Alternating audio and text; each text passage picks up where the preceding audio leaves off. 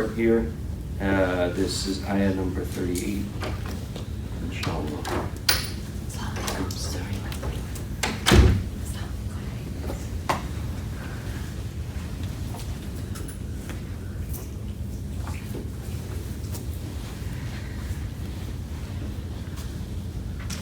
Okay, so I guess should we start? Yeah? A couple minutes, okay. I'm sorry if it's a little like I've been like sick for the past couple of days, so just forgive me if it's a little off. Just like, we have to leave a few minutes early today. Oh, okay. Yeah, so this should be, I think, the tail end of whatever I had to suffer through. I never go to a doctor and get diagnosed unless my symptoms get worse after 3 days. That's my golden rule. If my body can heal itself within 3 days, I don't bother. That's just me. My golden rule. If after 3 days they get worse, then I say, okay, fine. I submit, I'll go.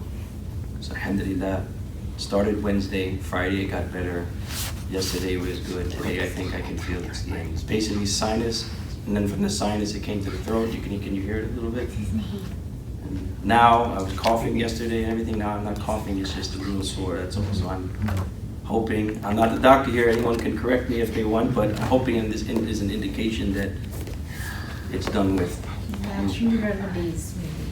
Yeah, that's all I do. I mean, we have some, medicine that I take here and there, but whatever. Just eat good things. Drink a lot of chai. I still drink coffee, unfortunately. Honey, whatever, right? Ginger. Right? But the body does have an incredible ability to heal itself if given the chance. Allah.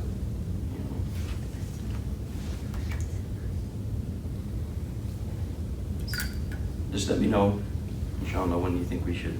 Nothing. So, okay. Alright, أعوذ بالله من الشيطان الرجيم. بسم الله الرحمن الرحيم. هنالك دعا زكريا ربه قال رب هب لي من لدنك ذرية طيبة إنك سميع الدعاء. So that this ayah starts with the dua and the supplication of Zakaria alayhi salam, that he'd also be provided a child, the like of Maryam. So it actually follows the ayah preceding it, which we discussed last time, which is when Maryam radiallahu anha was being secluded in a room so where she could worship Allah subhanahu wa ta'ala, and Zakaria was responsible for her caretaker. So when he had seen that she had these fruits and food provided for her from seemingly no apparent cause. So he was inspired at that point in time to make dua to Allah subhanahu wa ta'ala to be provided a child. Tayyiba is in pious, if you can say. Literally tayyiba is something that's good. Tayyib. So obviously here he means a child, the like of Maryam. Like a child, the like of, or like Maryam. So we see from the first ayah, as I mentioned last time, this is a clear proof of supernatural acts and things outside of the normal cause and effect of the universe that happen to occur at the hands of people who are not necessarily prophets. Because there's no one who would or has ever claimed that Maryam anha was a prophet. Okay? But yet the Quran is very clear about this. Yes? Sunday school student asked, why weren't there any women prophets? Right. That's a long discussion. Well, I mean, it's not a long discussion, but it can be long. So the basic answer is, one, the Quran says very clearly, وَمَا أَرْسَلْنَا مِن رَسُولٍ إِلَّا رِجَالًا, in two different occasions, that basically we have never sent any prophet except that they were men. So that's the first thing, okay? And the reason why is that primarily because the main purpose of a prophet is tabligh, is to convey the message of Allah. and of the commandments of Allah to people. This is a proactive, not that women can't be proactive, but what I mean by that is it is a dangerous occupation. More than often, in fact, in every case, every prophet is usually rejected, fought, and sometimes even killed. So in Islam, we try to protect women folk. That's the general idea, right? We don't put them in dangerous way unless necessary. That doesn't mean that women are always weak. You know, the aunt of the Prophet, my daughter's named after her. There's also a name of one of the wives of the Prophet, Sophia. She was the sister of Hamza, and so you can only imagine. She was a very strong woman. There's lots of incidents mentioned in the Seerah about her that she was a very, very strong, to say the least. You know, so even the women of the Quraysh were kind of, even after the Prophet passed, sallallahu alaihi wasallam, in many famous battles, Hind, the wife of Abu Sufyan, when the Roman army actually had one contingent of the Muslims retreating, and all the men were running, all the women folk were there. That's happened a lot. A lot of the women would travel with their men to battle. And so, for many different reasons, but they were in a tent separated from the battlefield. And the point is, the Roman army came and attacked the tent, so Hind gathered the ladies and took tent pegs and defeated the Romans. You know, today there's a big controversy about women joining the military, right?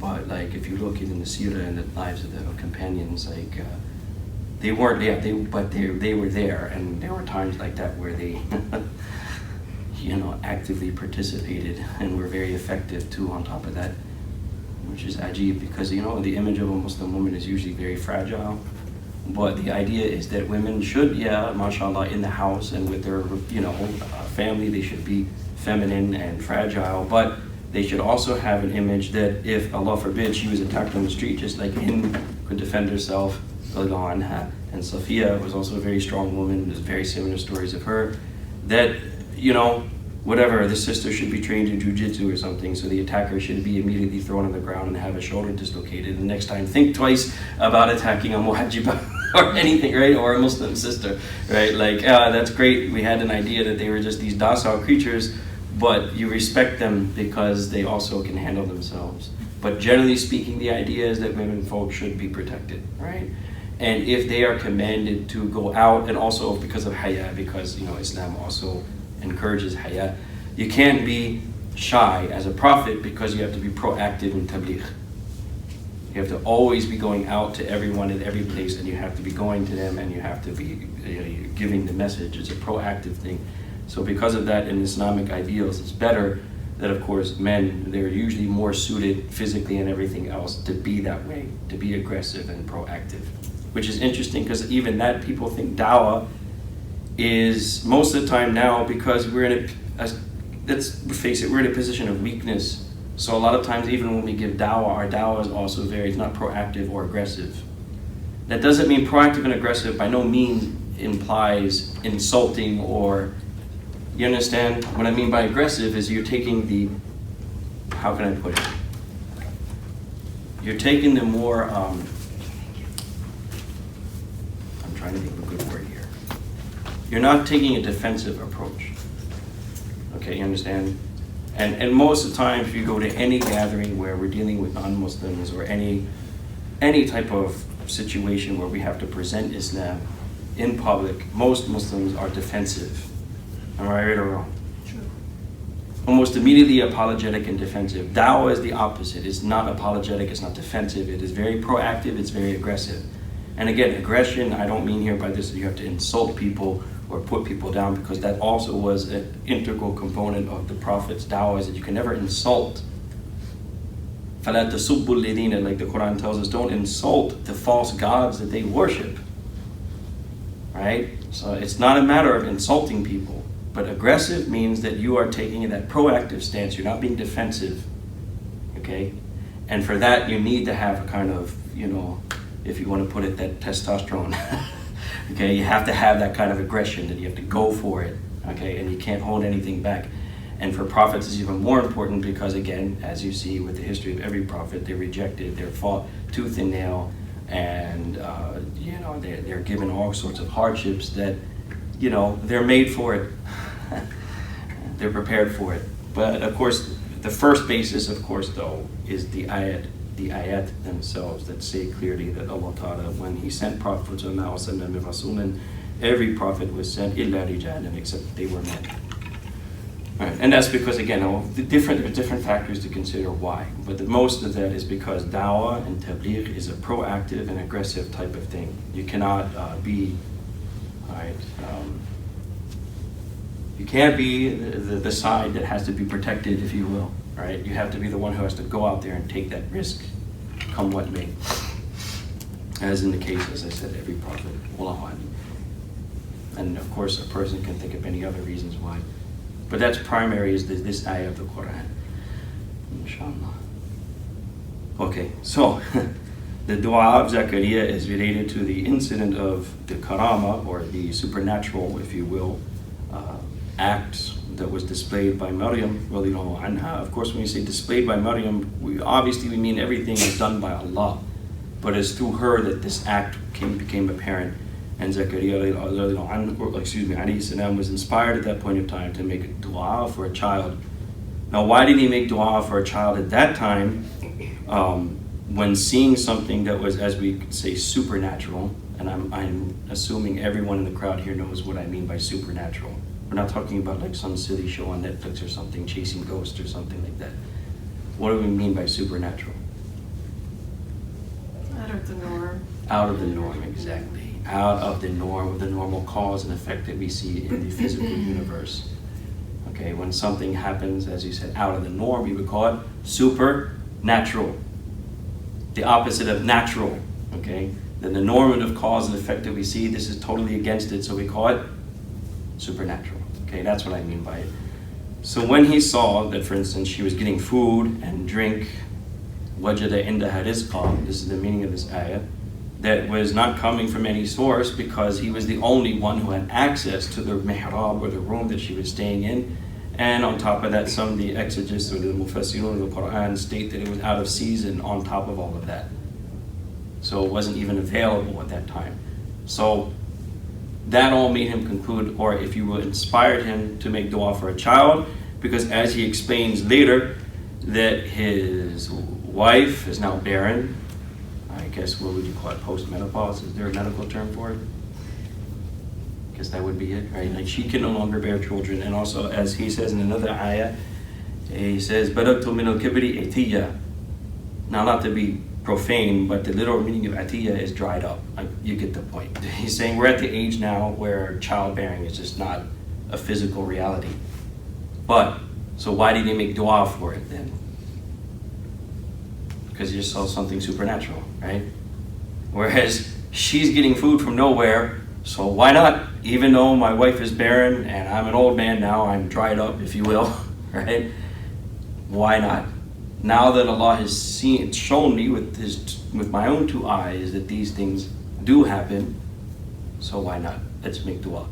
Which brings up a point of like the adab and the etiquette of making dua. Like, a lot of scholars will explain that dua should not be made for things that in and of themselves they are impossible. Okay, like it's against the etiquette of a dua to say or make dua for things that in and of themselves they're impossible. But see, here we have to kind of really like hone in on even the word impossible, because a lot of us are acclimated to using terms with a certain paradigm and worldview that, frankly speaking, that we are brought up with, and we are even educated to think that way. And so we have to go back and we have to redefine all these things and review it, because I find in our time, especially in North America, we have a lot of ideas that are thrown out there now that are really based on presumptions, that are based on, as I said, a certain paradigm or worldview that is based on, as I said before, a certain way that we are educated, and a certain way of thinking that we are just automatically, like, you know, we incline to that type of thinking, which is almost automatically, it's almost intuitive in a way. Am I making sense so far? So you have to go back to the very beginning, and you kind of have to, like, you know, you have to reinvent the wheel, as you will, okay, to make sure we're going to get where we want to go. And so what I mean by that is that, for instance, just as an example, and forgive me if I'm going off topic, but this is very important. I won't give any names, but there are very big, prominent speakers and scholars in the North American community who have videos on YouTube who have talked about issues like Juj and Ma'juj, right? Gog and Magog in the biblical tradition. Because Juj and Ma'juj, why do you talk about that? Well, first of all, because it is actually, those names are used specifically in Surah Al-Kahf, correct? You understand? So everyone as a Muslim accepts the Quran as a source which we can verify and we accept, and we are all, I think pretty much so in agreement that this is what we believe in. The Quran is our guide, and the Quran is the word of Allah, and so forth and so on. And as a source, again, verifiable and acceptable. Nobody argues about its veracity, right? So that's the first thing. Now that Quran in Surah Al-Kahf, as an example, mentions Juj and Ma'juj, which, as I mentioned also, is a biblical idea. It's Gog and Magog. All right, so anyhow, the problem is on YouTube, this big speaker, and again, I won't give names, but this person is very, very popular in the North American Islamic scene, if you will. Very well known. And a qualified scholar, graduated from a qualified Islamic university in the Muslim world, blah, blah, blah, has credentials. So in this video, he makes the statement that Juj and Ma'juj is one of the most problematic issues of the modern times. And even stated that he knows, apparently, Muslims who left Islam because of Juj and Ma'juj being mentioned in the Quran, and that the traditions mention that these people have been living for more than thousands of years, hidden somewhere from the sight of people, and that is just simply not reasonable, or that is simply not acceptable logically, and that has caused people problems in their faith and they left Islam. My issue, this same individual is trained in an Islamic university, has been very critical of Islamic thinkers of the past like Fakhruddin al-Razi, rahimahullah ta'ala, who's a great exegete and mufassir of the Quran. Is Tafsir al-Kabir, which I own, alhamdulillah, is probably like 20 volumes. Great philosopher, logician, everything. He's been very critical of people like that because he's trained in a version of Islam that basically says that philosophy and logic were these foreign elements brought into the Islamic world and it corrupted the Islamic world. Okay, so I understand where he's coming from, but why do I have a beef with that is because look at what he's saying. He's saying that the idea of Juj and Ma'juj is illogical and unreasonable. But that's because of your definition of logic and reason. You don't understand what's going on here. Scientific fact is not equatable with logic and reason. What they call in the Western tradition, pure reason, lies outside of the realm of things like biology and science. Simply put, the mind can conclude things without having empirical evidence. Okay? Do you follow me so far? So I'm going to go back because this is very important. People oftentimes make that mistake, and it's a big mistake. The problem is when you say illogical and unreasonable, what are you talking about? If you're saying to us that empirically we've never seen them, so therefore it's illogical. No, it's not. They're two different things. You understand? It's not illogical just because you haven't seen it or observed it. The beautiful thing about Surah Al-Kahf, if you can follow me, inshallah, I'll try to bring it all together in a reasonable way, and understand that logically you will be able to understand what I'm concluding. If Surah Al-Kahf, if you look at the name of it itself, what is the nature of a cave?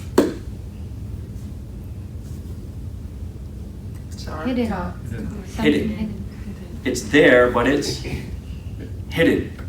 So recently, I think it was 1986. People were in the Kalahari Desert, right, of Namibia. Am I pronouncing that right? Right, Kalahari. It's because this is one of the most Kalahari, thank you. Sorry. See, I have to be, because my brain's going everywhere, so now I'm like, okay, wait, what am I talking about? So the Kalahari Desert in Namibia is, as you know, that's one of the most unhospitable deserts in the world. It's like really, a harsh environment. So these people apparently were going on some kind of, whatever they were doing. and they happened accidentally to discover a cave in 1986, okay, that led to an underground lake, okay, that is apparently 400 something feet deep. That's almost twice the depth of, for instance, Lake Victoria over in East Africa.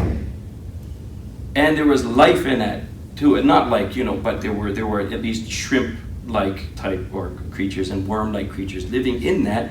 And because it was covered in this cave too, the temperature, unlike outside in the desert, was very, it was very, what would you call it? Like lukewarm, okay?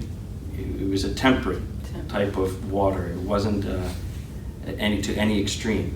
Now, what's the point I'm trying to make? For thousands of years, there was this underground lake that contained life, okay, in a very inhospitable environment that nobody knew about until, 1986? And even then, they found it by accident. Like a rock drop or some kind of story like that, and then they follow the rock and then all of a sudden they go deeper and deeper. Like, whoa, here. What is all that telling us? That there are things that exist in this universe, even empirically, that you have no idea it's there, and you have no idea what's going on, and you didn't even realize it was there except by accident. Just like a cave. You understand? It's there, there's life there, there's things going on, and you're not even aware of it. How much do we even, with all of the accomplishments that we brag about as modern man, how much do we even know about the oceans that we're traveling every day? How much do we really know about it, right? Even to that, and even there, this idea is totally illogical, without even using pure reason, even empirically, in the depths of these oceans where there's no light, there are fish who live and survive and procreate and do all the things that a normal living creature would do. So is it that illogical to think that there may be a group of people hidden somewhere living? Why? There's nothing illogical or unscientific about it. I don't know how someone came up to that rash conclusion just because some person... Are you talking about Yajuj and Majuj? Yes. Because this is what they said. They used the word specifically that it's the biggest problem of the modern age. Like one of the bigger problems, more problematic issues that are brought up in front of Muslims, that the Quran mentions it, and it's just totally ridiculous, isn't it? But there's so many verses in the Quran that right. you just the whole concept of Allah to begin with. A little bit. Somewhat, a little bit. Right. But for example, the verse of Hazrat Isa taking an inanimate clay and blowing, that's right. Right. It's just a series of, it's a spectrum. It's a whole spectrum. But this issue, for whatever reason, and this isn't YouTube, that's why I mentioned, because this is out there, right? And this is very prominent, I won't give a name, for a very prominent speaker, a very prominent scholar in North America, very well known and very popular. And the issue is the language that he's using, and the language that people are using. This is what I'm trying to, we are trained to make these assumptions. It's not even really there wasn't any type of actually process of thought. There was an immediate assumption that that's just ridiculous. Why? Because we know everything there is to know. Even I mentioned this, put it this way, the other night too, we were talking about the Saint Juj and Ma'juj and then Dhul Qarnayn, and I said, look, even history, and I think I mentioned this to you or maybe another gathering, the history as a subject was considered by some scholars, like Imam An-Nawawi rahimahullah said, it's a dubious subject that's permissible to study. Why would he even say that? History. Because the sources of history are very, it's very hard to make any type of decisive conclusion based on these, reports that we have. How do we really know what went down? How can we really verify that this statement or this report or this book that was written by we don't really know. You see, hadith were treated much differently. That's why we have hadith scientists, because there was from the time of the Prophet until now, there was a process always of trying to verify whether these statements could truly be related to the Prophet or not, sallallahu alaihi wasallam, because it was considered important for the Muslims. You understand? Because we also accept that the Prophet is a lawgiver, because the Quran itself does, right? Ati Allah wa ati Rasul. وَمَنْ أَطَاعَ الرَّسُولَ فَقَدْ أَطَاعَ اللَّهَ. Obey Allah, obey the Prophet. Whoever's obeyed the Prophet has obeyed Allah. So obviously the Quran very distinctively makes the Prophet as a lawgiver. So therefore, if anyone attributes something to the Prophet, what now does the Muslim Ummah have to do? Verify. We can't just leave it like that. We just can't assume based on good, having good assumptions of people that, yeah, okay, we'll take anything. No, there was a science developed where we would have to verify those statements. The same attention was not given to history. So therefore they would say some scholars of forensic, and it was a dubious science, meaning, yeah, maybe, maybe not. You can study it if you feel it will benefit whatever it is that you're trying to study, okay, or if it will help you, but don't rely on it as a exact, if you will, science or subject that can be relied upon definitively, like, okay, whatever it says in a history book, we just have to accept face value, and that's how things went down, so forth and so on. Now, why am I saying that is because I said, look, in general, human beings, if we were to embark on like an effort to quantify human knowledge, right? So in Arabic, if you will, if you were just kind of imagine, up here we have yaqeen. Yaqeen would be certainty. And if you were to quantify it, let's say yaqeen is like 100%. Right? You know 100% that this is what it is, no matter what subject it is. So if I told you, as I always do, or let's forget the 2 plus 2 example, that's too common. 3 plus 3 equals 6. How certain are you of that equation? 100%. Okay. If I came along and told you something differently, if I said 3 plus 3 equals 8, what would you say? No. And you could even take 3 objects and another set of 3 objects and put them together and say, look, there's 6. So that's yaqeen. There's certainty there. Now, if you were to quantify it and say from 99% to 51%. So between 100 to 50, you have now what's called dhann.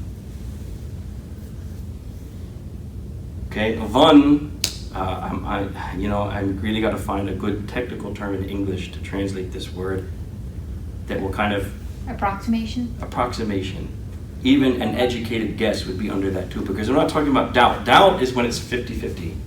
In other words, the tasawi, maybe, maybe not, and both answers are to me equally plausible. Now this is what doubt. The reason why you doubt is because you can't prove or you can't choose one over the other. Do you see what I'm saying? There's doubt when you can't say definitively, or even as best as I can, tarjih would be like an educated guess. With the knowledge that I have, I lean towards this opinion. Okay? There's a reason, in other words, whatever it is, it could be intellectual, it could be empirical, it could be because of the Sharia, because the Quran says this, hadith, right? That it makes me lean more towards this answer than that answer, so that's what you would call dhann. But the reason why it's not called 100% yaqeen is because with dhann, there's still a possibility that the other opinion is right. Because with yaqeen, there's no second answer to 3 plus 3 equals 6. There may be a plausibility of the other opinion being wrong or right, but you have made an educated guess. Right, you understand what I'm trying to say? So now let's say 99 to 51, that's dhann. After that, when it's both answers are equivalent, then you have shak, you have doubt. You don't really have any reason to say one is better than the other. Below that, if you're just like completely confused and you're just guessing completely with no real reason, it's called waham. What is waham? Your imagination. Okay, you don't really have a reason. You're just saying, yeah, well, I don't know, that sounds nice. Right?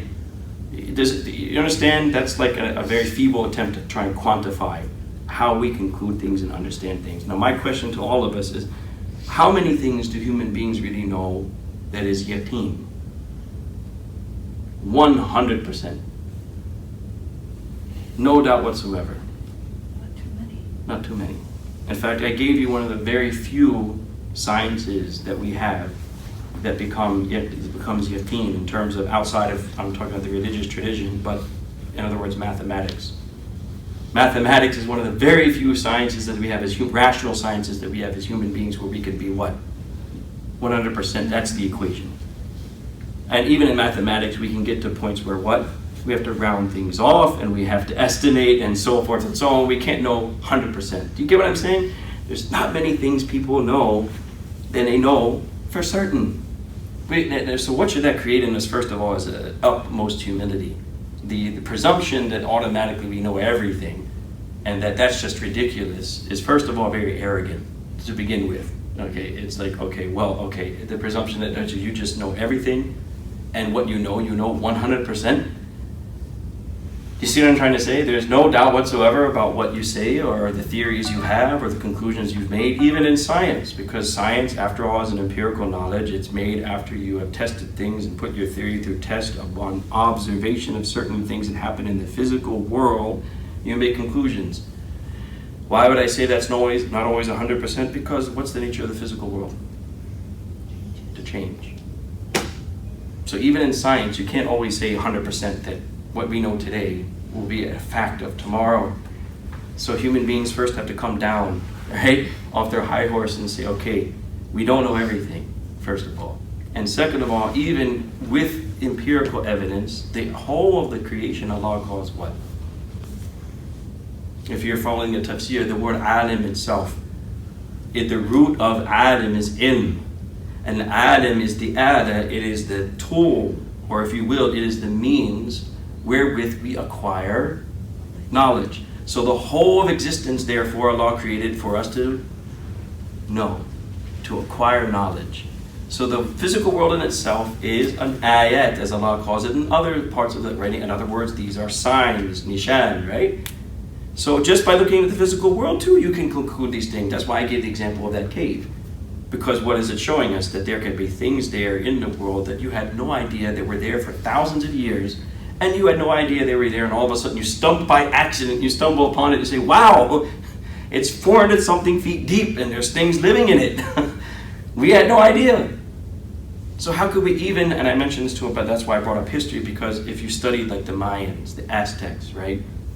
And you were serious about how much knowledge do we really have about them? Not much.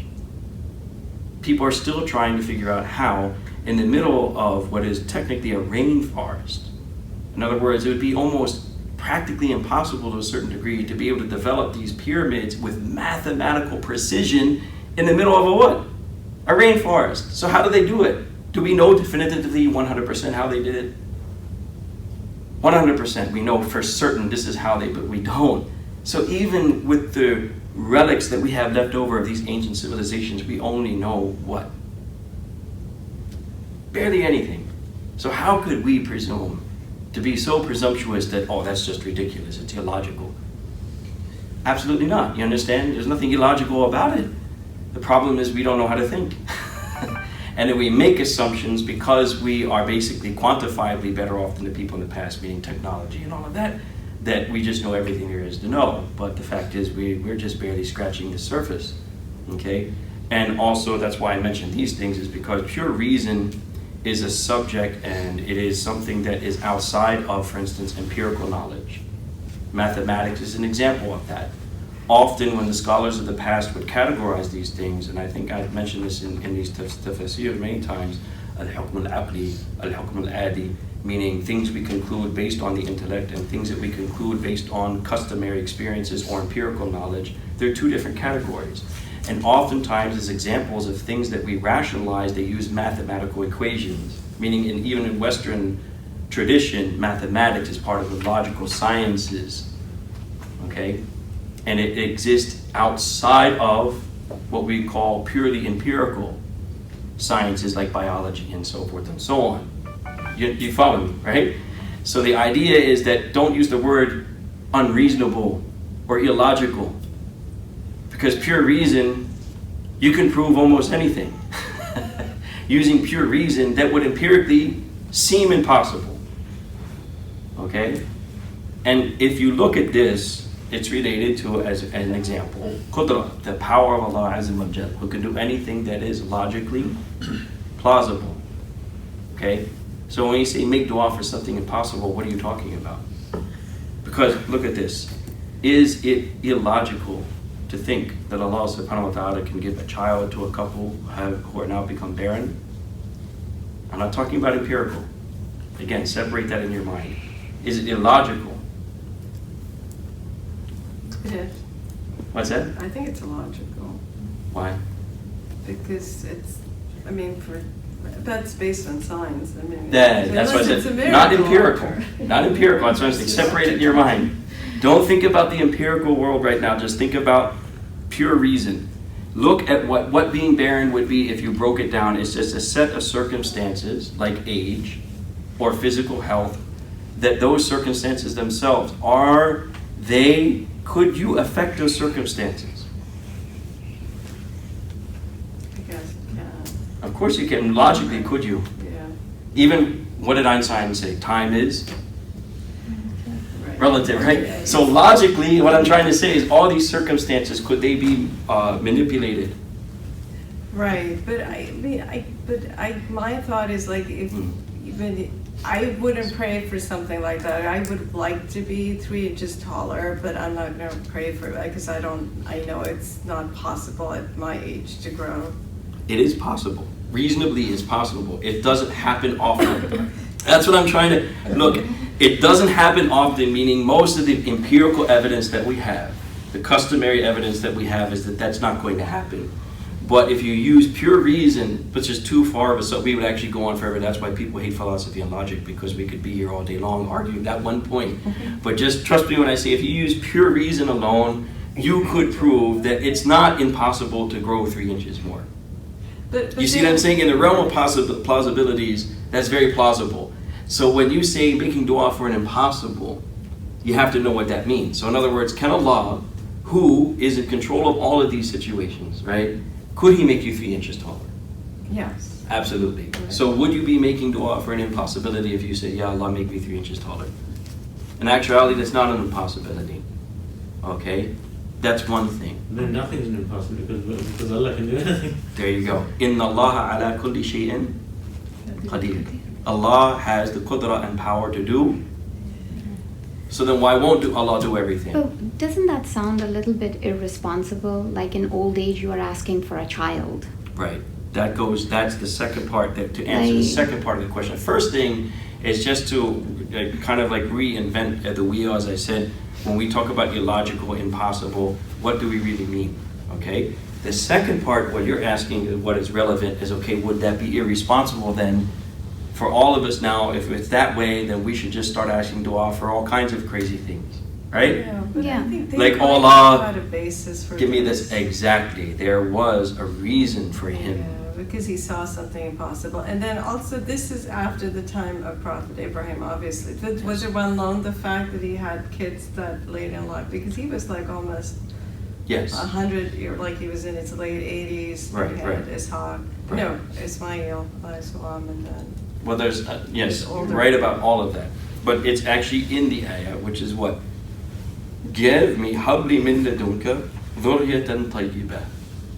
I would like a child, not for selfish reasons, which is now that I've seen you can do anything, hey man, do this for me. Do you understand?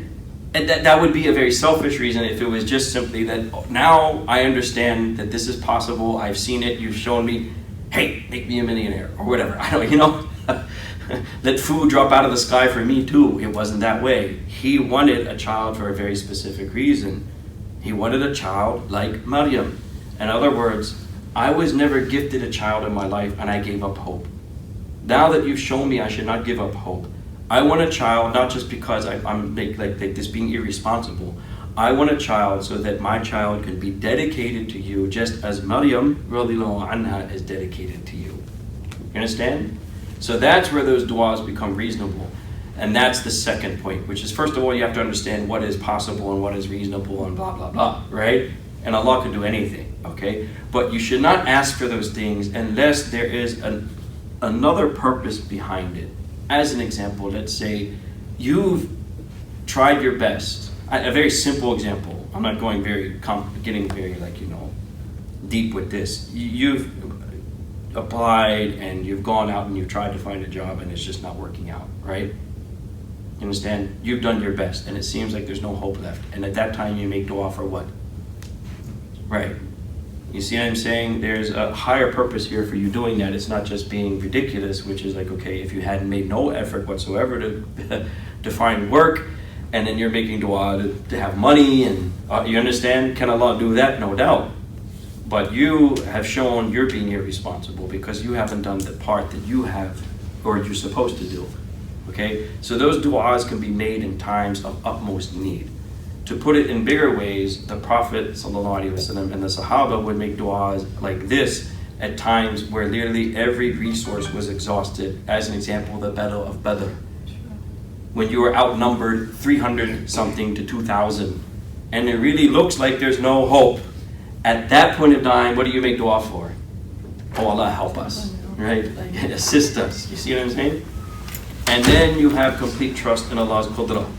That what is possible and in the realm of Allah's qudra, right, is that what كَم مِّن فِيَةٍ قَلِيلَةٍ غَلَبَتْ فِيَةً كَثِيرَةً بِإِذْنِ اللَّهِ. How many small groups have overcome bigger groups by the permission of Allah, right? What would logically, not even logically, or even empirically seem impossible is actually very possible. Understanding and reasoning out Allah's qudra, knowing that it is very possible. But you're not asking for it just as, again, being irresponsible, but you're asking for it because at this time, you've done everything you could. And you have exhausted everything in your own abilities, and you have nothing else left except to make dua. This is the whole point. I'm old now. You have not gifted me with a son up until now, or a daughter, or any children. And I would like a child just for the sake of the same thing that the mother, Hannah, of Maryam radhiyallahu anha wanted, was to make this child as a dedicated servant to you. See what I'm saying? Does it make sense? Yeah, kind of. Right. You've exhausted your abilities. In other words, at this point, all right, I've reached this age. It's probably not going to happen. And what I could have done, which is that while we were young and healthy, we tried to have children, right? Which is why we shouldn't make fun of people either. You know, people always ask that stuff. How many children you have? It's a harmless question because I'm sure most people don't intend anything by it, but oftentimes it can become harmful because the assumption is that they don't have children, something's wrong. Well, that's not always the case. Okay, you see what I'm saying? So here we have a prophet who, while he was healthy and young, they never had children. Was there an issue with them? And obviously from the dua, it's not like they didn't try. They were a couple, they wanted to have children, but they reached the age where now that wasn't seemingly a possibility, meaning again, empirically, scientifically, if you will, or biologically. But with Allah, obviously, it's a possibility, it is reasonable. Okay? So then he made that dua because of that. I made my effort, I did what I could. You see, that's also why, you shouldn't blame couples. Hey, they don't have children or whatever, just leave them alone. If it's something Allah wants to give, Yahibuni man yasha, as Allah says, He will gift children to whomever He wants. And sometimes He makes them, as He also says, Hakeem, meaning barren, cannot have children. That's Allah's decision. So it's okay to ask for something that you think is relatively impossible because Allah can give it to you. It's okay to ask. Is that what The we are second part, learning? what do we say? It's okay to ask, but people don't ask like prophets or the companions. They don't ask unless there is a particular reason for that dua. You understand? Like the example of the Battle of Badr is, again, that was a situation that they didn't even ask for, and whatever they had, whatever resources they had, were not adequate. So at that time, to ask for something like that is okay because it's necessary. You've exhausted your efforts. In this case, he wanted children too to dedicate to the service of Allah, but he was never given children, and now he's at the age where he seemingly can't have children anymore. So his asking is not, again, just being irresponsible, as you put it, but it is more of like, okay, I've always wanted to have a child like this, and for whatever reason, you never gave it to me. But now that I see that you have done these things for this family, please do it for me too, because I also want to be honored with what? A child, dhurriyatan tayyibah, who will be dedicated as Maryam radhiyallahu anha is dedicated. Okay? Isn't there a similar example? I mean, the Prophet was very select in his du'as. Remember Right. when there was no rain Right. for days? Yeah, istisqa, yeah. And it wasn't until so long that finally he asked for. So he was very select in. Right, exhausted all your resources. The same thing here. When you reach the age where you've exhausted, your youth is gone. That's your resource, in other words. Your resource in terms of procreation is what? Your youth. Once you get older, now that resource is gone. Okay, so if you've exhausted everything you have, now the only hope you can have to get that is from Allah subhanahu wa ta'ala, and there's here a cause for it. In other words, a pious child like Maryam, who will continue on our tradition, who will continue on the tradition of service to God, of service to Allah subhanahu wa ta'ala, and so forth and so on. Because there's another reason behind it too, because obviously if people like us, families like us, all die off without offspring, what will happen? Then this message and this cause will be lost as well. Which is why the Prophet ﷺ actually encouraged to have a lot of children.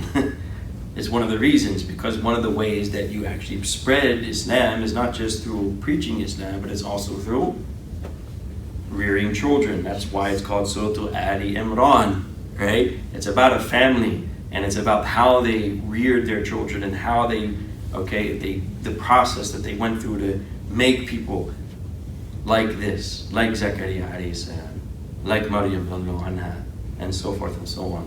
You see what I'm saying? So it's that idea too, that to carry on this tradition, to make people who after us will continue that tradition, then more than often that tradition will be carried on through children. Especially at that time, because remember historically this is the time of the second destruction of the temple in Jerusalem, meaning the Roman conquest of the Bani Israel in Jerusalem. So they actually had to practice their religion where?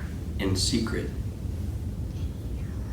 You understand my point? They had to practice their religion in secret. It wasn't like they had this open policy towards them that they could just practice or preach Judaism or anything like that, right? You understand? So in a situation like that, how would you protect your deen? Let's say, Allah forbid, you're in a situation where you cannot proclaim that you're Muslim, and some things like that have happened in the 20th century. Like a lot of Uzbekis, mashallah, I teach now in that side of town where I am. Uzbekistan came under communist rule, obviously, and not only just communist rule, but during the era of Stalin and other people, where it was a large crackdown on the practice of religion in public. So basically, scholars had to teach where? Secretly, not publicly, because it wasn't allowed. So if you're in a situation like that where your religion cannot be practiced openly, what is the easiest way of preserving that religion? Another example, an even better example, where it's even worse than that, is after the Inquisition in Spain, when all the Muslims were either forcefully converted to Catholicism or just, thrown out of the country, there were still Muslim families that actually to this day, it's now coming out, that had messages that were turned into churches, were secretly teaching the Quran and Islam just within the family. Just now it's starting to come out that there's these few small families here and there that had to secretly teach their religion and the Quran to their family and nobody else. So what am I trying to say? In that kind of situation, you look historically even, how would you carry on the tradition? I have no children. I can't talk about my religion in public. I can't spread what I know to anyone else. What's going to happen? But then dua becomes relative to time and need. Exactly. That's what Right. that's what I was trying to say. Maybe I wasn't getting the point across, but that's the point. That kind of dua is the time, is the place. You've exhausted all your resources. You're in this desperate situation, and you make dua, understanding that the dua at that time is not unreasonable. It's not impossible. Allah can do what He wants. I'm in this situation. I need Allah's help at this point in time. You see what I'm saying? And that's why the Prophet ﷺ said, al-intidaru, like to wait and await Allah's answer for dua is part of ibadah. Okay? Because you're at that point, you've exhausted everything. You have no apparent means in front of you by which you could do anything more. But then you've made dua for it and you wait. And in the case of Zakaria, as we know, that dua, as the next ayah says, فَنَادَتْهُ الْمَلَائِكَةُ, that dua was answered immediately. Okay? That dua was answered what? Immediately. So the malaika immediately answered and told him what? As you can see, وَهُوَ قَائِمٌ يُصَلِّي فِي الْمِحْرَابِ أَنَّ اللَّهَ يُبَشِّرُكَ بِيَحْيَى. So now Allah has given you glad tidings of Yahya. Okay? Your dua is immediately answered. Of course, another side note, just as a side note, وَهُوَ قَائِمٌ يُصَلِّي فِي الْمِحْرَابِ.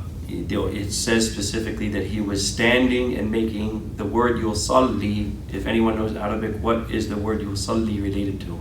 Pray. No, salah. Salah. Okay, it's a verbal form of salah. What is the point I'm making? When we talk about Islam to other people, you have to make it very clear that every one of the 5 pillars of Islam we shared in common with all the people that came before us. Okay. Here, clearly, Zakaria alayhi salam is said that he was making salah. So salah is not something that was peculiar to Muhammad sallallahu alaihi wasallam nor the ummah of Muhammad sallallahu alaihi wasallam. This was something that Bani Israel did. Okay, you understand? It's something that every prophet did. And if you look at biblical sources too, they'll say things like Dawood fell on his face prostrate. Look further on in the same surah that what is Maryam told? Wasjudi waqnu'i warqu'i.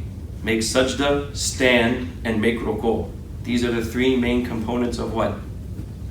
Salah. So not only did they perform salah, but the main components of salah were also similar. In other words, they made sajda, they made ruku', and they also stood in their salah. So it's kind of like, look, you get the point across to them that you think that we're just doing something like, from left field somewhere, that we're the new kids on the block. No, these primary components of deen were shared and similar with all of the prophets and all of the nations before us. They may be different in certain particular aspects, like what you recite during your salah. Okay, you get my point? But in the main components, they were all the same. Maryam also says in Surah Maryam later on, Inni nadartu lirrahmani sawman, right? Kutiba alaykum as-siyam kama kutiba ala alladhina min qablikum. The word sawm itself, fasting, is used. So was fasting similar? I mean, in other words, it was that a part of their deen as it is ours. Everything, zakat, even hajj, but that's another. Okay? Many of the prophets went to Mecca. But we'll talk about that maybe another time. But it's important to remember small things like this so that if you're ever in those conversations, you make it clear to them that this is something that we're not that really different in that respect. That there was a commonality in the very primary aspects of our religion. Now, if you change that and whatever, that's another issue. But they are there, and it can still be found even in biblical tradition, things like this, like David washing himself, or Isa washing his limbs before praying, and David falling on his face, and David standing and praising God, and so forth and so on. Okay, so here he says what? Allah has given you glad tidings of Yahya, who will verify bi kalimatin min Allah. He will verify a word from Allah, literally, meaning, who is the kalima? What's the kalima? Isa alayhi salam. Okay. Then he will be one who verifies, testifies, in other words, to the truthfulness of Isa alayhi salam. Why is Hazrat Isa given that name, the word of God? Yes, in the Quran itself. Now I'll get to that in a second. And what our response is, again, Surah Ali Imran, if you know the background of this, Banu Najdan, there were some Christians who came to the Prophet. They tried to argue this point with the Prophet. That the Quran itself says that, as an example in this ayat and others, that Isa is a kalima, a word from him. Min Allah here, minhu in other ayat, wa ruhun, and also a soul and a spirit from him. I'll answer that, inshallah. Right, but they did try to use that as a tactic. Like, look, the Quran itself says that the logos, as they call it in the original Greek, right, that the word of God, which was him. Okay, well, yeah, okay, we'll explain that in a second. But they did try to use that as an angle to come and say, oh, see, even here your Quran says that Isa alayhi salam is God's word. But that is the tafsir of this. What is musaddiqan bi kalimatin min Allah? Meaning Isa alayhi salam, was sayyidan, and he will be a leader of men, meaning that his uprightness and character, he will be able to lead men. That is the implication. That as a prophet and the uprightness of character, he will be a leader of men. Wa hasura, this is more particular. It literally means he had no need of the opposite gender. Is this Hazrat Yahya? Yes. He had no... The leader of men and abstinent, Hazrat Yahya. Abstinent. Abstinent is even more than that. Like, literally, he had no Yeah, like he just didn't bother with the opposite gender, basically. Now, some ulama explain what exactly does that mean. Does it mean he had no desires whatsoever? Some ulama say no, because interestingly enough, they say that the lack of desire would actually indicate a type of, it's an indication of a weakness of character. So it's not that he didn't have desire, it's just that he never tried to fulfill it or had an interest to fulfill it. You understand? This was particular with only 2 prophets. And they're all in the same period of time. Which is what? Isa and Yahya. That never got married. And in the case of Yahya, it was because we say that Isa will get married upon his return. Okay, but in the case of Yahya, the Quran is stating very clearly in Surah that he will not ever even think about it, basically. He has the physical capacity to do it as a man, he has the desire as a human, but he will never even go close to it. Now, there's a lot of reasons why. And this actually goes back to all the other previous subjects that we talked about earlier when I said about the idea of Maryam too and their family being low-key, right? Not seeking attention, not going out in public. And that's also why later on Christian tradition emphasized monasticism and so forth and so on. Now the Ummah of Muhammad is the exact opposite. From this, Surah, which means not even interested in the opposite gender, we have the Prophet ﷺ saying tanakahu, which means marry and procreate abundantly. Literally, like do the exact opposite. Get married a lot and have a lot of children. Why did it go from one to the other? In very quick time. You know, Musa alayhi salam, the time period between Musa alayhi salam and Muhammad sallallahu alayhi wasallam is a little longer. Right? So in retrospect, it's not even that. So how did it come from one extreme, Surah, and an ummah that emphasized monasticism and so forth, to an ummah that emphasized procreation? Right? Why? The key lies in this. The story of Maryam, as I said, in her family was one of being low-key, right? There was a reason for that. And the story of the Ummah of Muhammad sallallahu alaihi wasallam in reality is summed up by one ayah in Surah Yusuf, which is what? قُلْ هَذِهِ سَبِيلِي أَدْعُو إِلَى اللَّهِ أَنَا وَمَنِ اتَّبَعَنِي. This is my path, that I call people towards Allah, myself and those who follow me. Because the Ummah of Muhammad sallallahu alaihi wasallam, remember I said that da'wah and tabligh is proactive, right?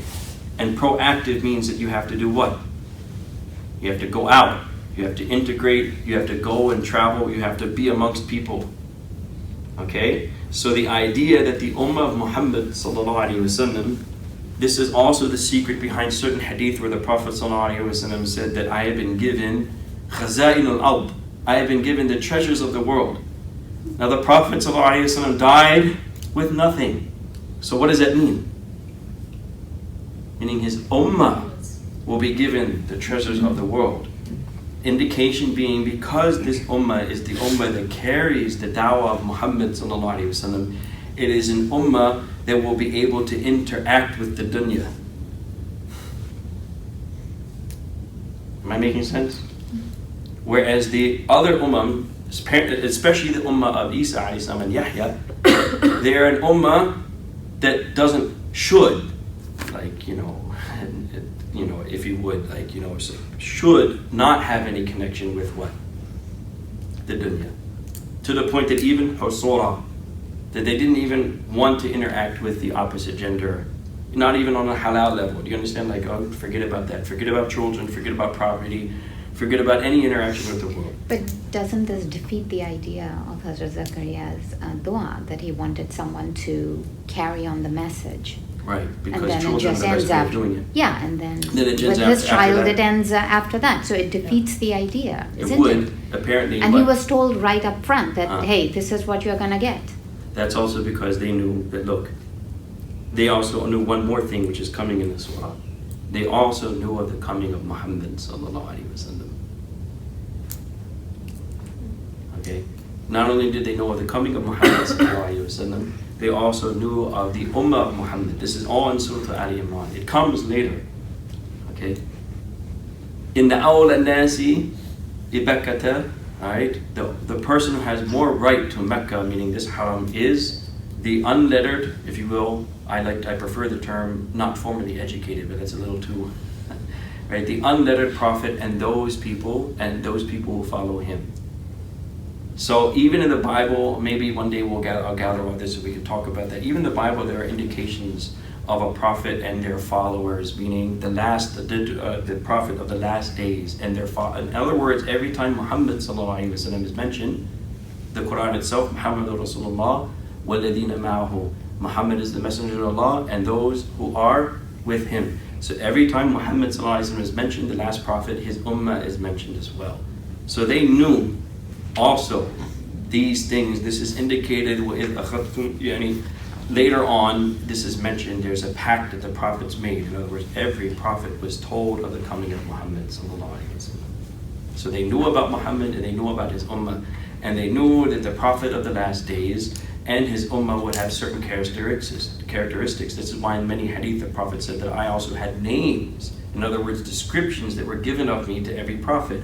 And part of those descriptions is he was the Nabi al-Malhama, which of course is going to be controversial in our setting now, but is literally the prophet of Armageddon.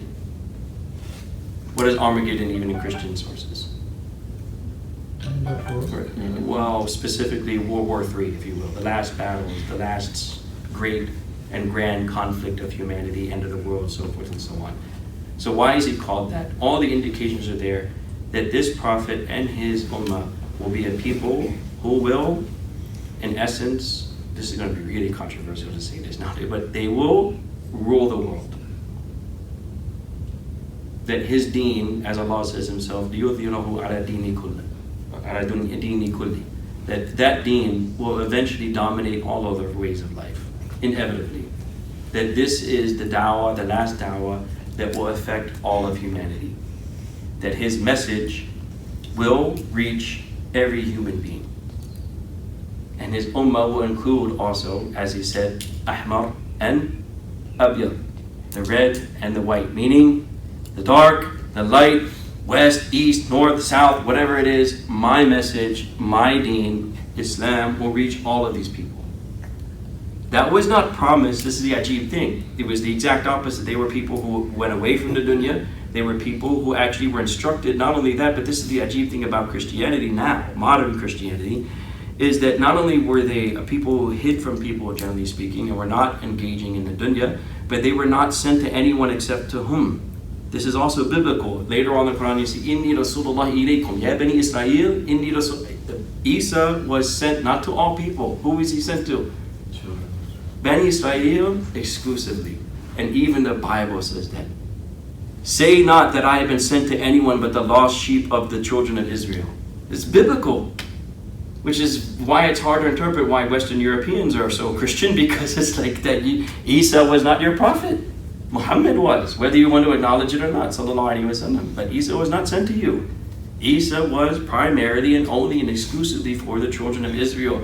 Therefore, his dawah and his people and his message were exclusively for them too. There was no reason for them, right, to spread out throughout the world and so forth and so on and give the message. They knew that that purpose was given to one person. Who was it?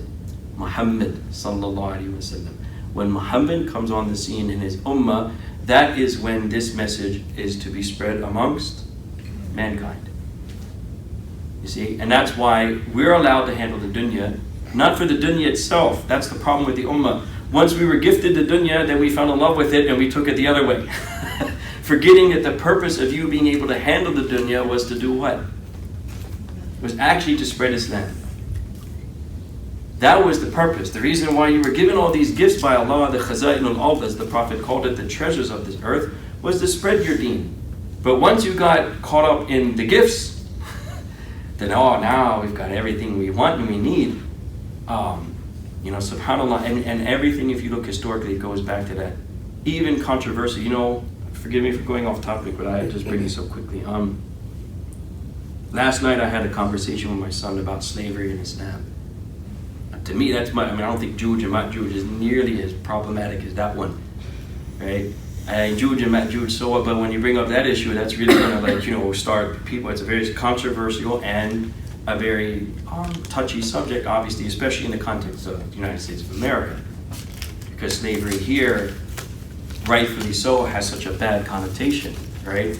So I explained the issue in many different ways, but even when I began to think about these things, because when you research the history, not just from a Sharia point of view, but the history of slavery in Islam, you realize that there was a distinct difference between the earlier periods, the Sahaba, and the earlier expansions of Islam, and then the latter periods, where slavery became more like a business, okay? In other words, again, the dunya was opened up upon the ummah, and then they started doing things that were not particularly too, let's just face it, moral. But there was something that hit me that was very interesting. One person made a good point. He said, Muhammad sallallahu alaihi wasallam was a reformer, not a revolutionary. Do you understand the comment? He was a reformer, not a revolutionary. In other words, a revolutionary will come along and say that, okay, slavery exists right now as an institution amongst all people. We're going to stop it right now. What is the issue with that? If you haven't reformed people, right, you may have stopped the institution, but usually a revolution, the exact opposite happens. And the thing that occurred to me when I thought about it is that, look, if you look at the revolutionaries of, for instance, this country, Thomas Jefferson was a practitioner of one of the worst forms of slavery in human history. The Romans had slaves, but if you study Roman law and how they treated slaves, it was nowhere near as bad as the slavery that occurred in North America at the hands of people like Thomas Jefferson, who was part of the Enlightenment age and part of the American Revolution, and wrote things like all men are created equal. But however, in the same Constitution, African Americans were not considered completely human. That's a fact. Do you see what I'm trying to say? It's like, look, it's just so obvious when I saw. It's like, when you talk about Muslims or any other civilization in the world, but these same people who are patting themselves in the back as being these great humanists and this and that and the other thing, were the petitioners of the worst form of slavery. And they were revolutionaries and all that stuff, and all these grand ideas of the Enlightenment era and blah blah blah. But yet they practiced the worst form, because the African American was not even in their time considered human. At least slaves in Rome, even outside of Islam or religion, the slaves in Rome had certain rights. Okay, the slaves in almost every civilization were at least thought of as human. These great revolutionaries, these great ideas, all men are created equal, did not even consider these people as what? Human beings. And I'm not making that up, that's all fact. Okay, so they didn't even feel the need that we have to even consider. If you look at the literature at that time, African Americans were prone to be obedient and could take longer hours of work. So you can work them in the sugarcane fields and not have to worry about them passing out or needing water or food, and they don't feel things, they have thicker skin, ridiculous ideas, like literally, and they just you can break up their families too, by the way, and they're not going to feel it, literally as if they were not human. Where Islam, okay, the better way to put it is it did not encourage slavery, it encouraged the freedom of slaves, but it tolerated it, meaning it is a human institution that existed. Okay, and it did not seek to get rid of it completely like a revolutionary would, but rather it sought to do what? If it has to be there, it should be there under certain circumstances and rules. Okay, and above all of them, as the Prophet ﷺ told Abu al-Ghafari anhu, because he had a slave, and he saw him hitting him one time, and he rebuked him, and he said what? That they are your equals and your brothers. Far from calling them unhuman or less than you, if you have to have a slave, understand that that slave is still what? A human being, who is not only a human being, but equal to you in front of Allah. So you can't beat them, you can't starve them, you have to feed them the same food you eat, you have to clothe them with the same clothes that you wear, and you cannot overwork them or demand from them things that they are not able to do. You see, there's a big difference. I don't know. I guess the argument is, like, for example, alcohol wasn't initially completely prohibited, right? It was a stepwise approach. Why was slavery never eventually abolished? It was eventually abolished in the Ottoman Empire, at least ostensibly, meaning legally they did abolish it legally, but it didn't stop really in practice until the 20th century. No, but within Islam, within the Islam, context of Islam itself. Those are bigger issues. Now you can make the argument perhaps the Prophet ﷺ would have liked that, right? But when it comes to law, the lawgiver is whom? And there are instances where the Prophet ﷺ would have preferred a certain thing, but Allah subhanahu wa ta'ala had ruled something else. So in general, the idea again is this, it comes back to one issue or a couple issues.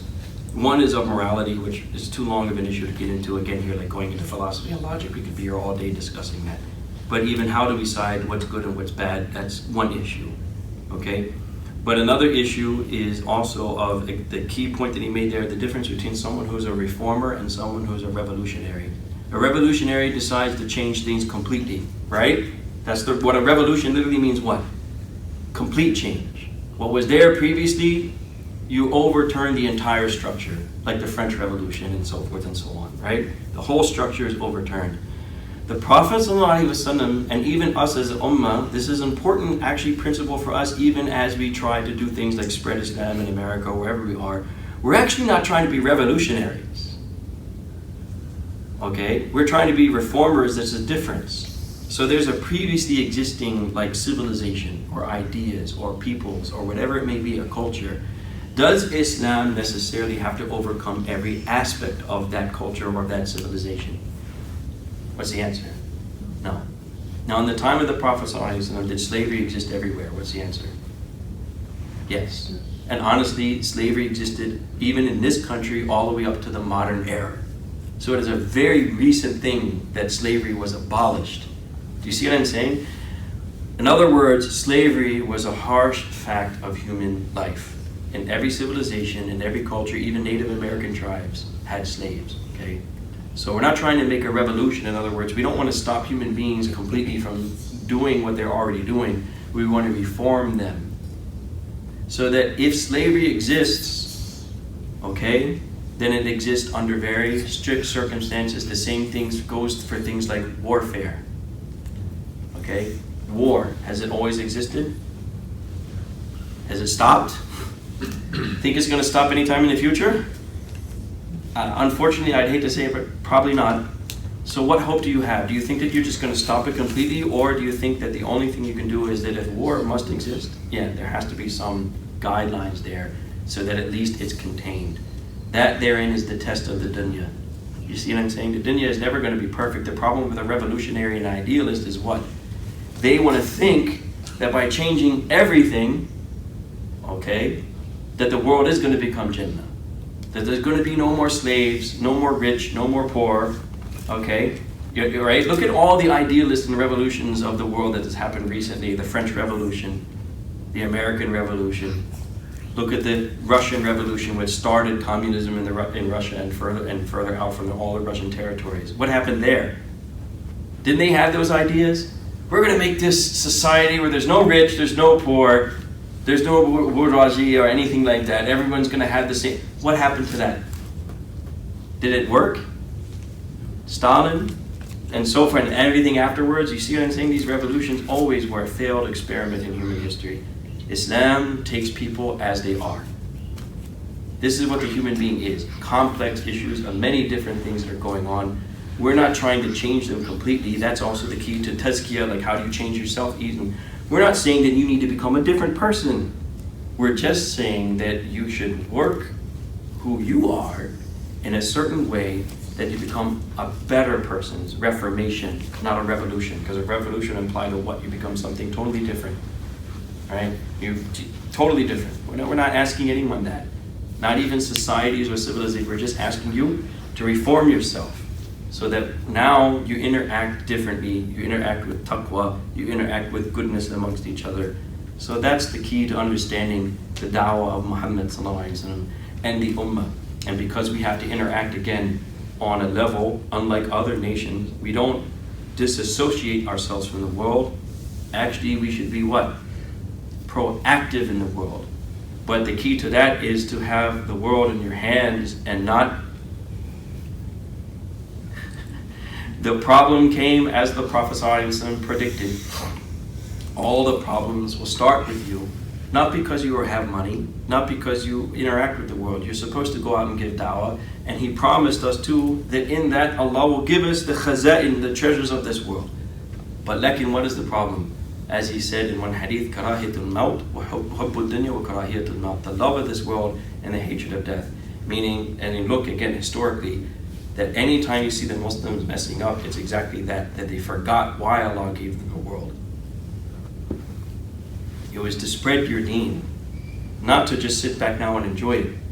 So when people understood it as to spread the deen, you had Muslims of integrity, of hard work, and the ability to interact with other people and make other people come into the deen of Allah.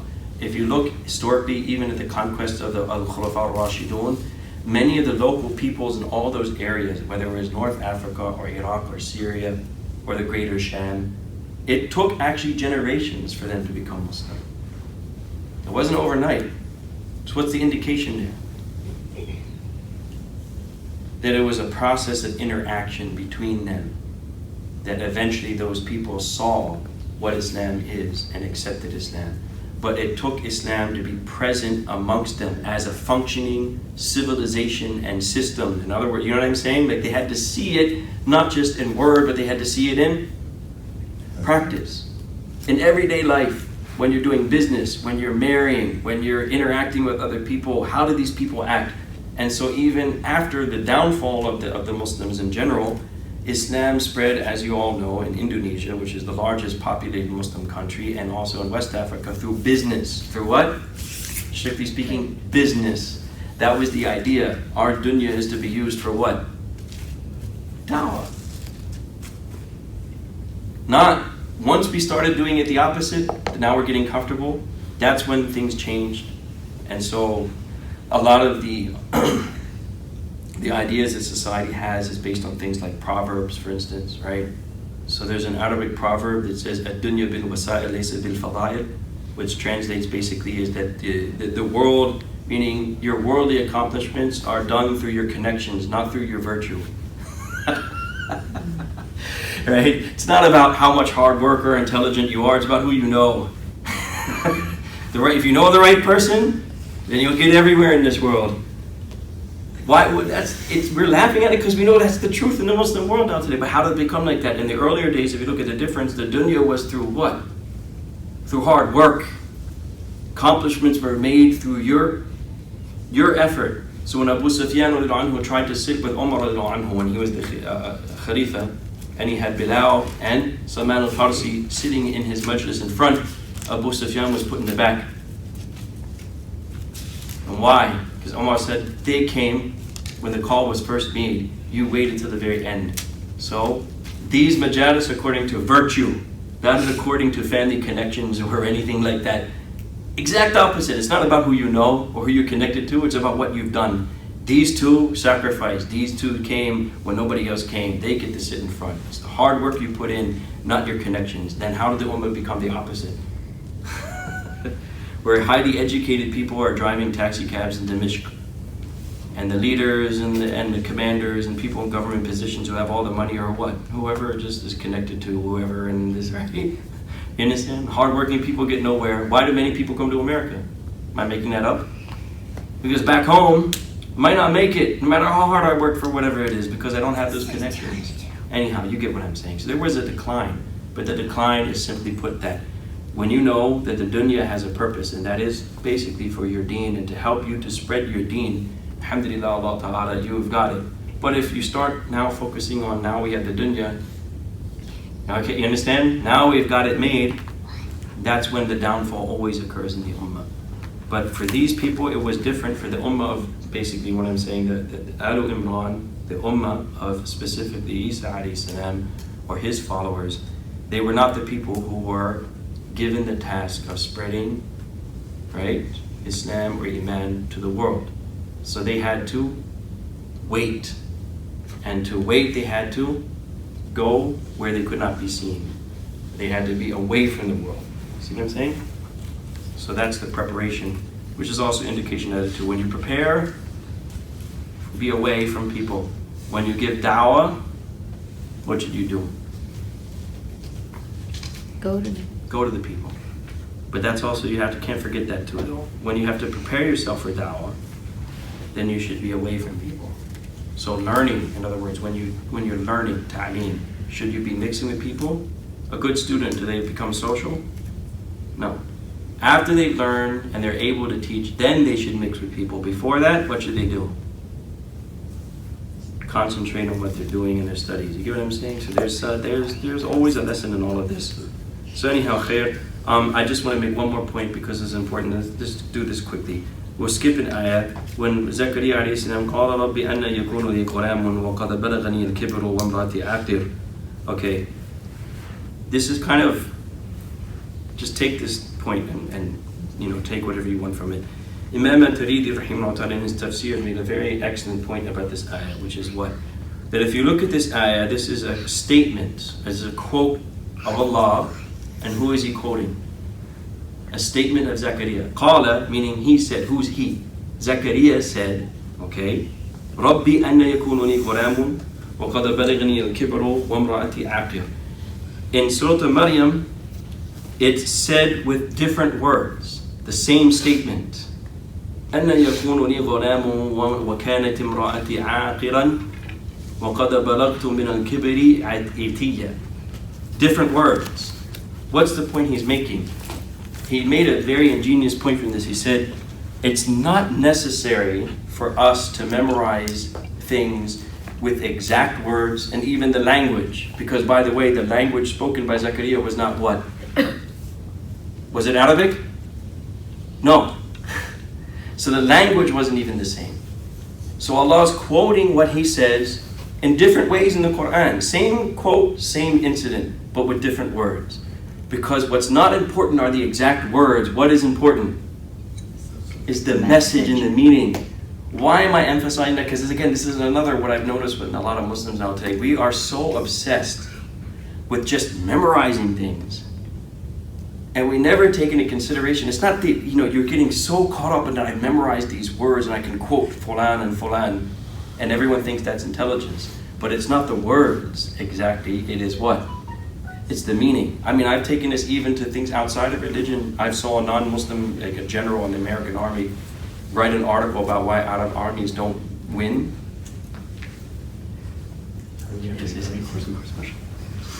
He made an observation, one of them that he made, that why do most and generally speaking in the 20th century, most Arab conflicts that they've had with any nation, they usually lose, right? It's unfortunate, but that's what happens. Usually they're the losing side. He made one observation, is that when they educate people there in the Middle East, he said that they have all this emphasis on memorization, but no emphasis on understanding. So you end up with the people who are very good at memorizing and regurgitating things, but they're not good in what? Understanding their implications of what was meant here, that what's called fiqh and faqah in terms of deen. So it's interesting to note that our scholars have even picked this up from something like that. That look, the same quote is being reproduced here in the Quran by Allah with different words, but the meaning is the same, because it's not always about the exact word that was used. It was what? The meaning that was implied. That's why also hadith scholars permitted what's called al-riwaya bil-ma'na, meaning that you can relate hadith according to its meaning, not its exact word. As long as the meaning doesn't change, the wording is not always that important that you have to know exactly, right, this particular verb and this, right, as long as the meaning remains intact. Am I making any sense? So it's a paradigm shift. Instead of always thinking about, like, that's what I see so many times, people are so impressed when someone can say, so-and-so said such and such and such and such a book, right? But if you actually look at the content of the things they say, they're not able to actually understand the meanings of those things and put them together in meaningful ways. Whereas, is that why when you're behind someone and they make a mistake in a product that doesn't change the meaning, you should let it? You should not. Yeah, well, that's one of the reasons why, yes. Unless it changes the meaning in such a way that it is like what they call fahisha, like fuhsh, meaning it's just obvious that, then yeah, you should not unnecessarily correct the imam, Now, of course, when it comes to the Quran, then why would we put so much emphasis on the exact wording? Is the preservation of the Quran. Okay, that's why. But in terms of tafsir and understanding the Quran, and in general, when we educate, we shouldn't be so obsessed with just memorizing things. That's good, and it has its own purpose. But it's not the whole picture. The greater part is not memorizing the exact words. The greater part is to understand what they mean and their implications, okay? Meaning what can be derived, what is the general meaning behind all of this, not exactly like, nitpicking every, with this thing and that thing and the other, and you understand? That's not necessary, because I've seen a lot of emphasis that in our communities. Am I right or am I wrong? It's like people just parrot things and memorize things and then they're geniuses, and it's like, well, not necessarily, right? I mean, anyone could, talking about parrots, that's why we call it parroting things. Because I can get a bird to repeat the same words as me. Is it intelligent? Right? I can take a tape recorder, an inanimate object, and it'll play back the exact conversation I had. Are you going to call this tape recorder now an intelligible being? Like a genius? Because it repeated everything you said. It's like, that's not, that's another form, like I said, this is how the community, I see, we educate people that way. Just memorize. You're not supposed to. What about this? What about actually fiqh and faqah and being able to understand things and put things in their proper context and so forth and so on. So may Allah Ta'ala make it easy. وَكَذَلِكَ اللَّهُ يَفْعَلُ مَا يَشَاءُ. Same thing, and then it was just put differently in the ayah. وَهُوَ عَلَيَّ هَيِّنٌ. It's very easy for me, meaning he can do whatever he wants. Same meaning, different words, okay? If there's any questions, you can ask, inshallah. MashaAllah. This is actually, the next ayah too is an exact, there's the biblical version is the same. 3 days and nights of what? No talking and glorifying, the glorification of God. It's the exact same thing that's in the Bible as well, Zechariah alayhi salam. And then of course we have, later we'll get to that. This is very important, it all relates to these things. Our ummah, the coming of Muhammad sallallahu alaihi wasallam, and the nature of Muhammad and his followers, how they will be given the task. وَلْتَكُمْ مِنْكُمْ أُمَّةٌ يَدْعُونَ إِلَى الْخَيْرِ. There must be from amongst you a group who will call people towards good. The nature of the ummah of Muhammad sallallahu alaihi wasallam, you understand? May Allah accept us. Inshallah, if we at least put an intention in our hearts that, we all have different tasks. We're not all going to have the same capacity and ability to do everything, but at least whatever we can do, whatever Allah has given us, we should contribute to the spreading of deen. Inshallah. That should be our niyyah at least. Inshallah. So, one question I have, in this Sharia, without any major excuse, you are not allowed to not to marry, right? So although you talk about the Yahya Islam, but I don't know what was the Sharia at that point. But now it's not allowed, right? Yeah, it can only, there are people who it may be haram to get married, but they have to have like like what they call like a man. There has to be some condition of theirs that doesn't allow them to marry that can never be removed. You see what I'm saying? Like a physical condition. Because they give an example, like if someone is impotent, I'm not trying to be like, just as an example, okay? If that can't be cured and it cannot be removed, then they will not be allowed to marry. You see what I'm saying? But other than that, even as they say in our Sharia, if a person didn't have the desire, meaning the natural inclination towards the opposite gender, it's still mustahab and preferable for them to marry following the Prophet ﷺ.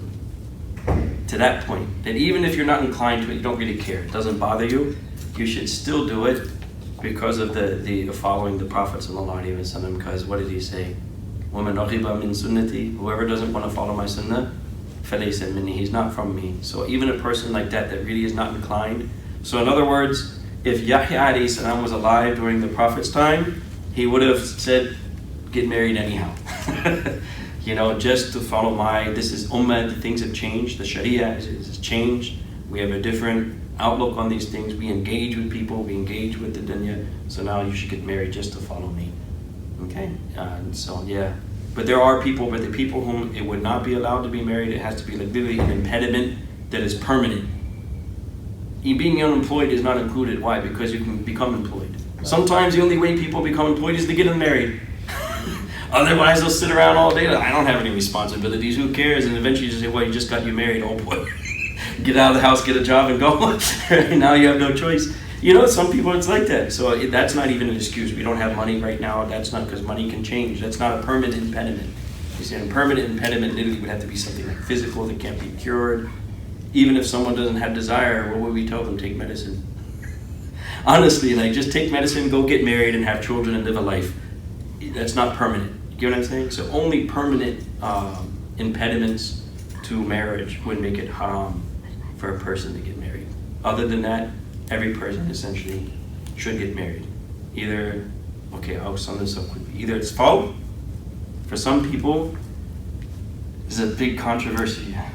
I try to do this in communities, people don't listen anyhow, but it's fault for some people to get married. Who are fault? Upon whom? Anyone who fears they will fall into haram. But the thing is, people don't understand what haram is meant. Even haram looks. We're not just talking about committing the act of zina, it's even the look itself. That if they fear without marriage, they will not be able to contain themselves from anything that is haram regarding the opposite gender, it becomes fault for them to get married. Now, why is that problematic when we see this in the minbar in front of people in the community? Because basically, that would include almost everybody in this country. You know, like basically in this society, it becomes fault for almost everybody. Like you have no excuse because there's no way you can tell me you can 100% stay away from everything that is haram in regards to the opposite gender while living in this society. You see what I'm saying? The second category, it has become sunnah mu'akkada, which means if they don't have an excuse and they don't do it, it's still sinful. Who is it sunnah mu'akkada for? People who can have the desire but can control themselves. They don't fear they'll fall into haram. So as soon as they can get married, they should get married. If they don't get married, it's still what? Sinful. Considered sinful. Mustahab is only for the category like I mentioned. They're not really bothered by it. They don't even have really, like, let's say, a need for it. We can maybe, like I said, Yahya alayhi salam, if he was in this ummah, Surah, right? But they will be told to do it out of what? To follow the Prophet sallallahu alaihi wasallam. Does it make sense? And that's pretty much in agreement but with I thought that the third category that you were talking about is not even permissible in our current modern world. In Islam, Yeah. the third category is not permissible. Like mustahab or haram. Mustahab. You have to have it's always first, isn't it? Well, Unless that, as you mentioned, that if there is some problem. Right. I would agree, but then there are sometimes people that you meet, I've met people like that before. I don't really genuinely believe them when they say stuff like that. Like, I'm not interested. I kind of tend to be pessimistic about that. Like, you're really not interested, honestly. But sometimes you meet people that they genuinely just are not interested in the opposite gender, male or female. Like, they're just, whatever, kind of just, I don't care. Doesn't bother But marriage itself is sunnah, correct? That's the point. What I just gave, that categorization, all the ulama agree. Marriage is an emphasized sunnah only for people, the exact definition is they have the desire for the opposite gender, but they don't fear that they will fall into haram. That's the specific, you understand the point? So two things. So they do have the need of the opposite gender. So for those who... Right, but they have no fear of falling into haram. It's still emphasized sunnah for them, meaning as soon as they're able to get married, they should not delay. If they delay in getting married, at that point, it's actually sinful. But it's fault, meaning it becomes more than a sunnah. It's an obligation on a person who fears that they will fall into haram. Which is almost everything. Technically, yes, because haram there too, we're not talking about just the act of zina. Right. We're talking about anything that's outside of the norms of Sharia. It would be considered haram that you have to protect yourself from, and you should be married. And yeah, one could argue, like you just said, it's not just this country. It could be the whole world. My point is that the hadith which I have seen, Yes. without putting any condition, Prophet ﷺ said that who would not marry doesn't belong to us. Right. Who would Which never means get that married. No condition, no way. You have to marry now. Yeah, but that's like, basically saying if you decide, because the context of the hadith is people just made an oath, another that they will never get married, no matter what. Like Right. a monk or something. Right. Like, I'll never do it. They put that condition on themselves. No matter what, I'm never going to get married. So 3 people, right? One said, I'll never sleep at night. The other one said, I will fast all the time. The other one said, I will never get married no matter what. That's when the Prophet said this, because he's saying that you cannot make a permanent, I'll never get married no matter what. That's not allowed. But in terms of other, like what I said, this hukam, it's again according to the person's level. And even if they don't have a desire, that's what I mean, that's still mustahab. Meaning they should still be encouraged to do it just to follow the sunnah. You know? And the second question, I think he was talking about the dua. Yeah. My understanding is you can dua anytime, no matter what. You have resources, you don't have resources. Right. Regardless, the dua you can do every time for Mm. anything. So we don't need to wait the situation which the Hazrat Zakaria alayhi salam did wait for, right? Well, no, we're talking about specifically things that seem impossible. Like if I make dua, like, oh Allah, make this wall into gold, right? Which Allah can do. That's why I mentioned already. But like, you shouldn't do that unless there's some circumstance that necessitates you asking for something like that. Because, you know, those kind of things, like those kind of karamat and mu'jizat, they only come usually when there's a specific purpose attached to it. Like the mu'jizat, its purpose is to prove the veracity of the Prophet in front of people who have rejected him. Understand? It just doesn't come just for any reason. Same with karamat and other types of things like that. So to ask that dua, you can do it, but it's not good, it's not adab. Like again, it's not like we're saying it's haram, but it's just not adab, it's bad etiquette to make a dua for something like that unless there's a particular reason for it, like a necessity for it. Like, I don't know why you would want the wall to become gold, but it can't just because you want to be the next Bill Gates or something like that, right? You know, it has to be something that there's a real reason and need for that. Like many of the examples of Sahaba and the things that happened on the battlefield, all the miracles that happened to them that we know of, there was a particular circumstance. You understand? Going over water and things like that. Why? Because the boats were burned and there was no other bridge and no other way to get around it. So what did they do? They made dua. See what I'm saying? Could Allah do that any other time? Absolutely. But you don't do that without a purpose. There was a purpose there. Right? Does it make sense? Absolutely. You know what I'm saying? So that's what it is. It's not like in general, yes, you can make dua for anything you want. But if it's like something like that, like, you know, transport me over the water without any means, turn this wall into gold or whatever, like, you know, it should be something behind it that there's a reason why you need that to happen. Not just like, I feel like it, or even worse, like people, you know how people do stuff like that. I've watched many lectures and seen, like, I've heard people say that to me personally too, like, you know, but before they became Muslim, I wanted God to show me a miracle. Like, I'll believe if you know, show me something special. You understand? Like, just give me a sign. Like, they're going to wake up, like, in the middle of the night, and then Jibreel alayhi salam is going to be there and say, yeah, you know, Allah is real, and Muhammad sallallahu alaihi wasallam. And then you realize it doesn't happen like the one that said, like, and then I just realized I walked down the road, and I just looked at the things around me, the trees and the sky and everything else, and the fact that I'm alive, and then, you know, it's almost intuitive what Allah put in your heart that, isn't that enough? You want more than that? You see what I'm saying? This is like, you know, you don't test God in that way. You already have everything you need to understand. You know, it is interesting though, and maybe we can talk about this next time, because Hazrat Zakaria asked for a sign. Hazrat Ibrahim, remember, even there's a verse where he asked for a sign, right, which to me was so interesting. Right. With the birds. Right. That's coming up. We didn't get to that because he said, "Anna yakunu li ghulamun." It seems like he's almost questioning. Apparently, it seems like, you know, how will I have a child? It almost seems like the question is like, prove it to me. Right, but it was not that. The questions that they all had, the Anbiya, it's not, you can't think that the Anbiya didn't know that Allah has the power to do those things. Of course, they never questioned that. What they wanted to know is, kayf yani the sabab, how is this going to happen? Since this is so abnormal, and right, I just want to see how is it going to go down. In other words, when he asked, I want to see how are you going to revive the dead? I just want to, like, you know, you're asking, like, just show me, like, the process, like, how are you going to do it? You know, you understand, when something's so abnormal, you just want to see, like, a child, almost not like a child, but I just want to see, you know, how, like, what is it? I think he actually satisfied him. Right. You know. By taking the birds, chopping them, or putting them in different places. But he did satisfy the answer, but it was like, almost like, it wasn't a matter of like, they're not questioning. It wasn't a doubt. Right. It was more of like, I just want to see how it's going to go down. Show me, like, how this is going to happen. So, you know, and that's why Allah subhanahu wa ta'ala answered them, because if it was just a doubt like that, like a test, like, okay, just prove it to me. It was never like that. It was more like, I just want to see it.